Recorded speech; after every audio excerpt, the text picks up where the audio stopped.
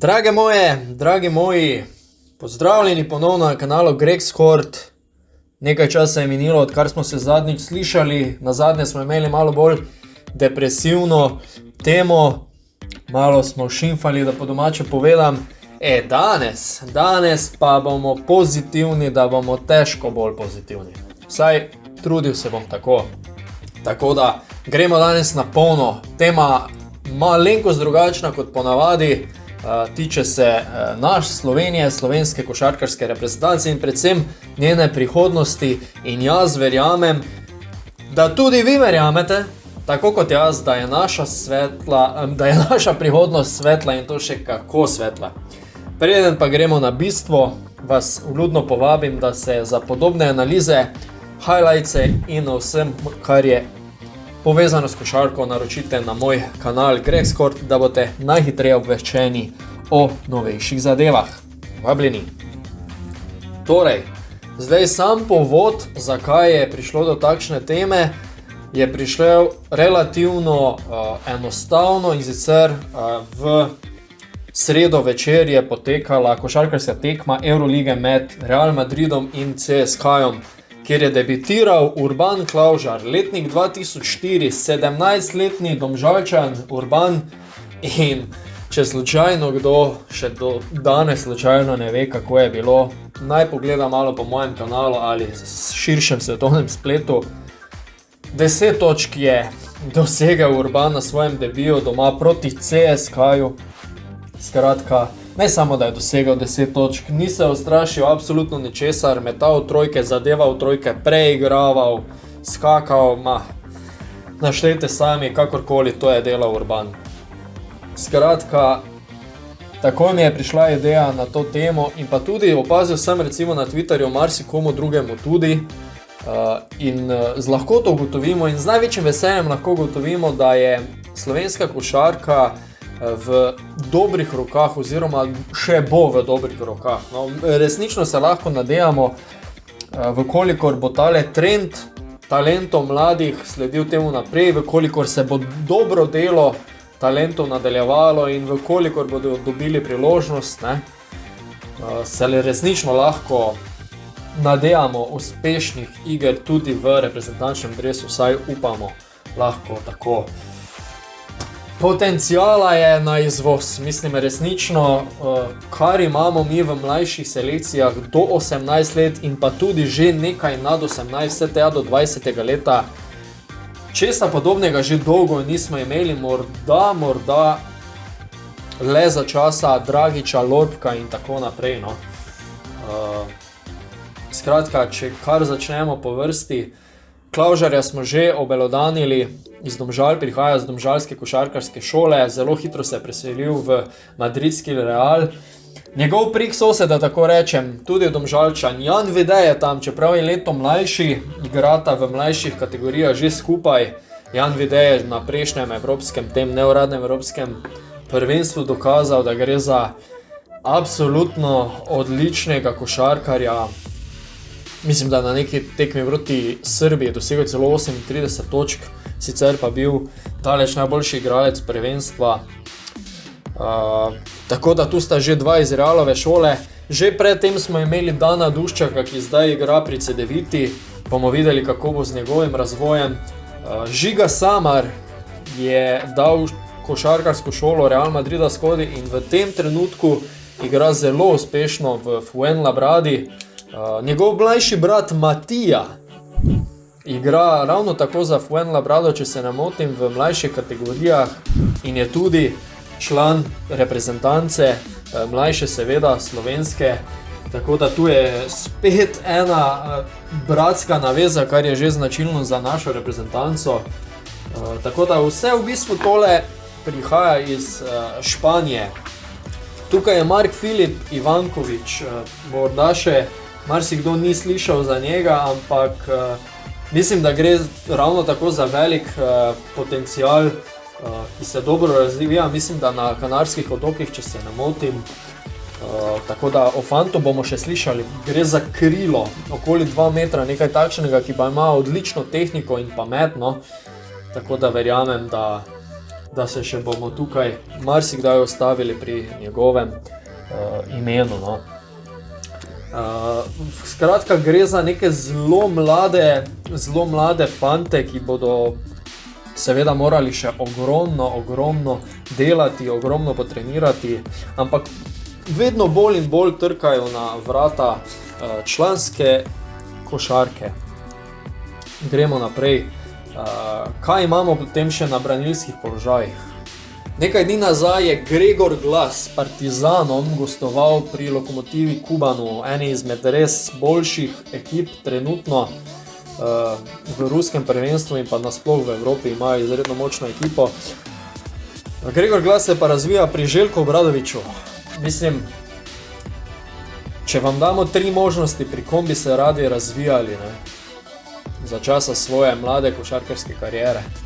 Jaz mislim, da je Željko Obradović na prvih 2, če ne prvih 3 mestih. Mislim,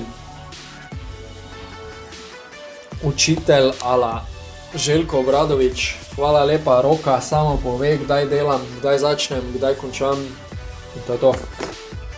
Gregor Glas je dosegel na tekmi 20 točk.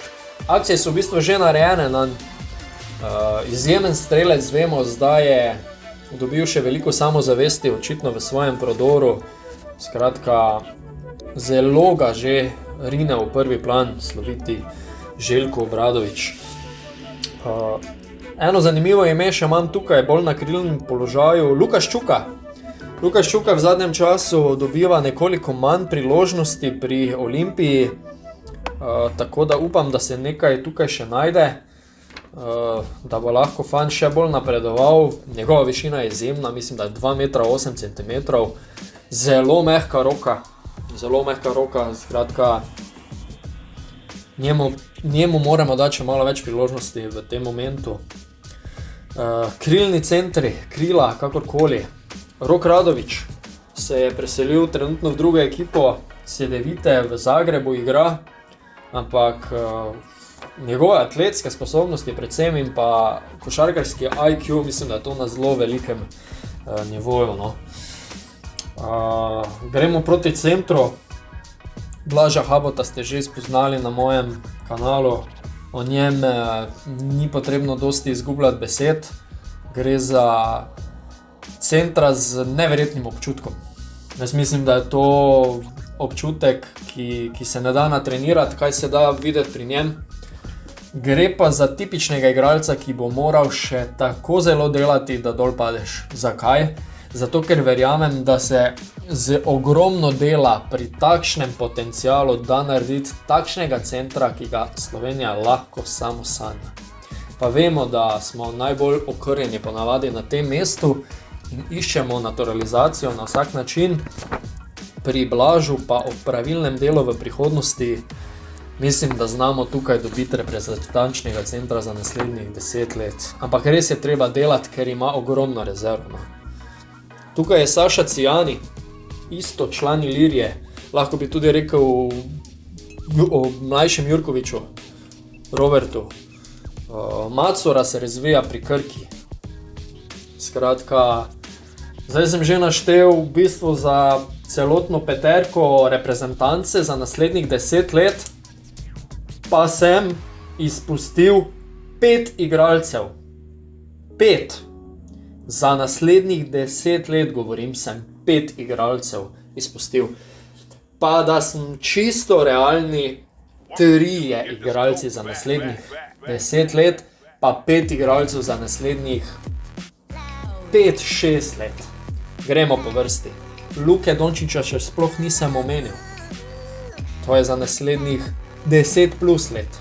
Vlatko Čančar, še ga sploh nisem omenil, za naslednjih, kaj jaz vem, rečemo 10 let, rečemo. Prepelič Blažič, malo starejša, ampak vendarle vsaj 6-7 let še, po tamalem. Ali Nikolić, letnik 95, brez skrbi še desetletje. Skratka, rezerv je še Ahinoh, pa verjemite mi, še kar nekaj sem jih spustil, morda koga neupravičeno, ampak naj dokažejo, no, da so še tukaj potenciali. Še vedno so tukaj kakšni igralci, ki še v bistvu sploh niso pokazali vsega skupaj, pa bomo mogoče čez čas lahko računali in jih bodo izstopili v prvi plan kakorkoli.